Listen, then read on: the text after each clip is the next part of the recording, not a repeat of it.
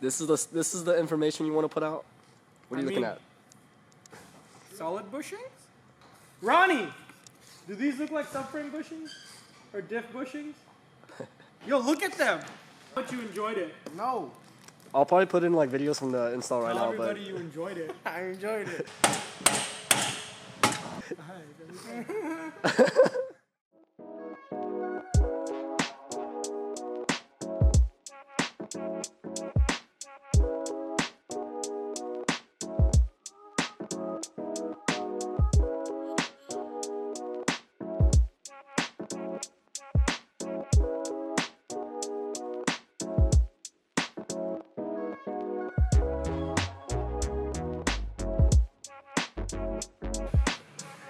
Oh my god.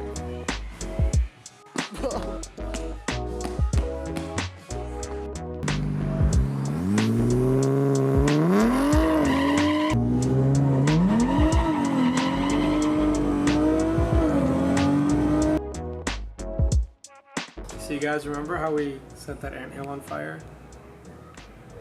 I think Ronnie took the wrong lesson from that. Ronnie, what are you doing?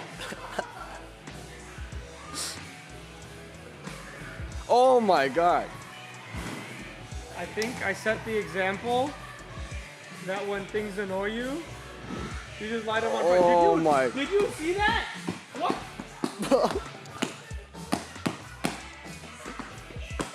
You know who I blame for this? Mark Robert at Sonic Tune. You gave him this idea. That is true, yes, that is true. You know the best part about all of this?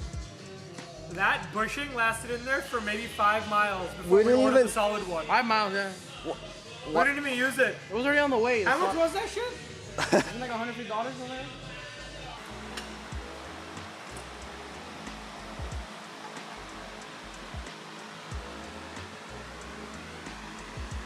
Wow, look at that. Wow. Yo, do we have the tool to press out the bushing? Do we have the tool to press out the bushing for the diff? Oh, does it look like a real performance shop to you? Nope. It's moving. Is it? Yeah, keep going.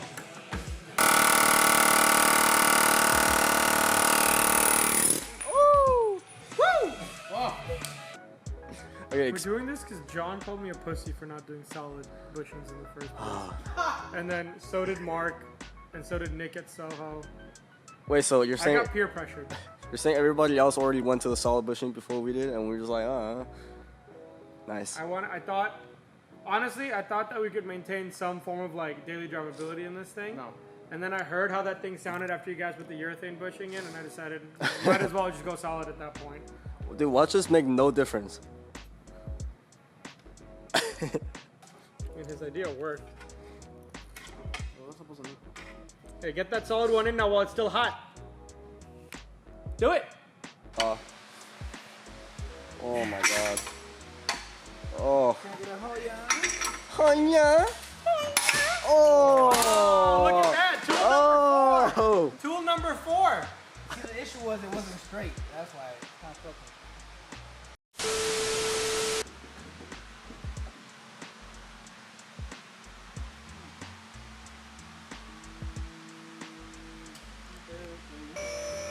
So what we're actually going to do is we're going to set the traction rod just a little bit longer on this. And what it's going to do is it's going to reduce the toe curve.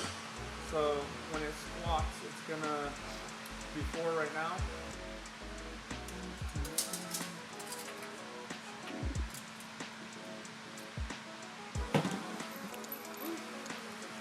Do that now.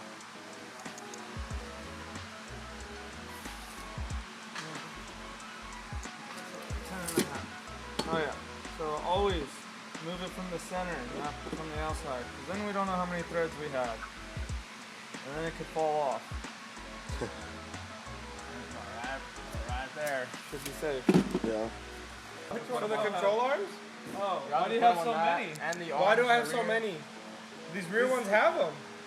This looks like someone just opened a box of Heims and just went through the whole thing like when they were supposed to. Let's see if it was right. What?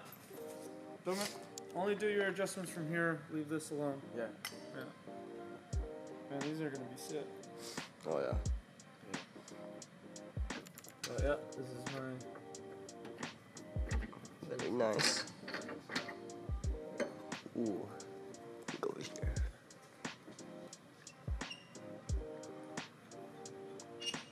Up there, there. It's good enough. Yeah. Yeah, it's good enough. It's like good enough. Good enough for government work.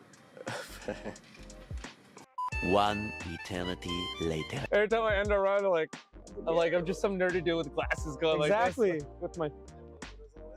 What is all this? What is all this? Look at this thing, man. Picked it up off the ground, unlike that car. Yeah.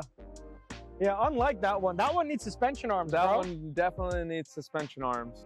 So this is the result of a week of us installing Z1 parts and then Rudy putting his sauce all over it. Can you even call alignment sauce? Yeah. Yeah. Yeah, the alignment sauce. Yeah, it's true, actually. Yeah. It's really technical, so I don't know shit about suspension.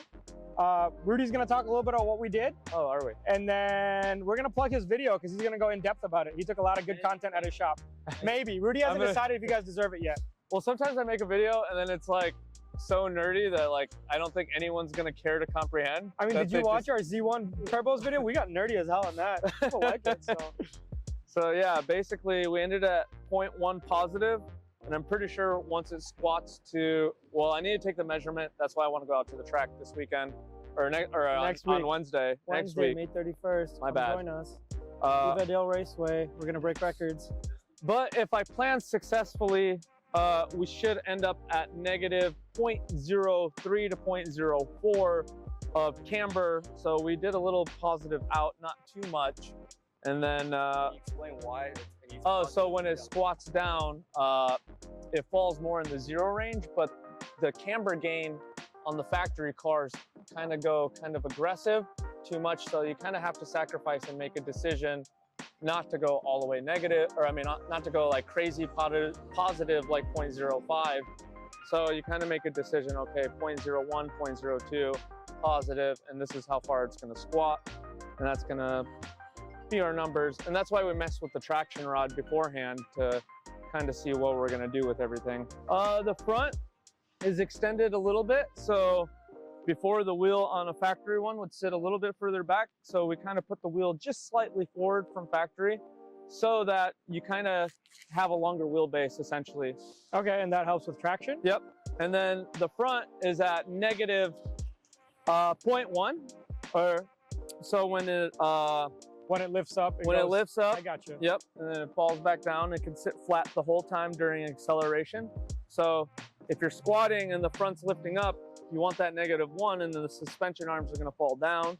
And yeah, maybe later we kind of can change pickup points, but this is kind of the baseline. We need to see how far it squats and need to see what else we can do. But this is definitely the best starting point. I mean, it's probably gonna come back in like a month or two with new rims on it because we have a custom set of, we have a drag set being made. 2-piece. It's basically if you meshed RPF 1s and Belaks, Beadlocks, whatever the fuck those are called. When you Apparently, these are not good enough for saying. they're not cloud enough. We wanted them to be JDM drag wheels, so we made custom RPF 1 2-piece beadlocks. Oh my god. Yeah, and then we got obviously the RPF 1 front runners too that we got made. So it should be fun. It's not. Is it still reps if they're forged?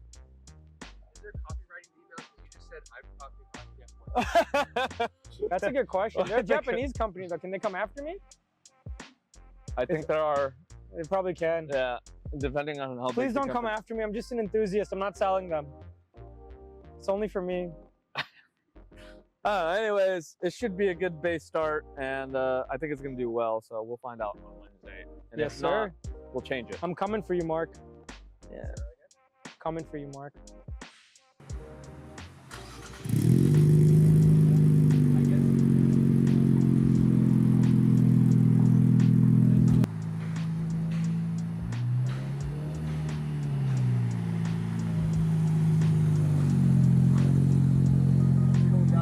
Any last words? It was not a pleasure working for you. Wow. Do you see this, Rudy? What? I don't like you either. My God.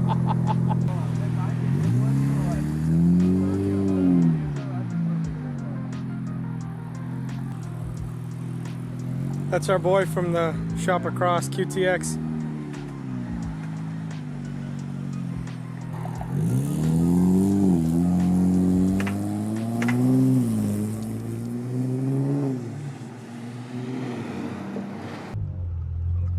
Launch control is pretty aggressive. It's 22 pounds. Is it?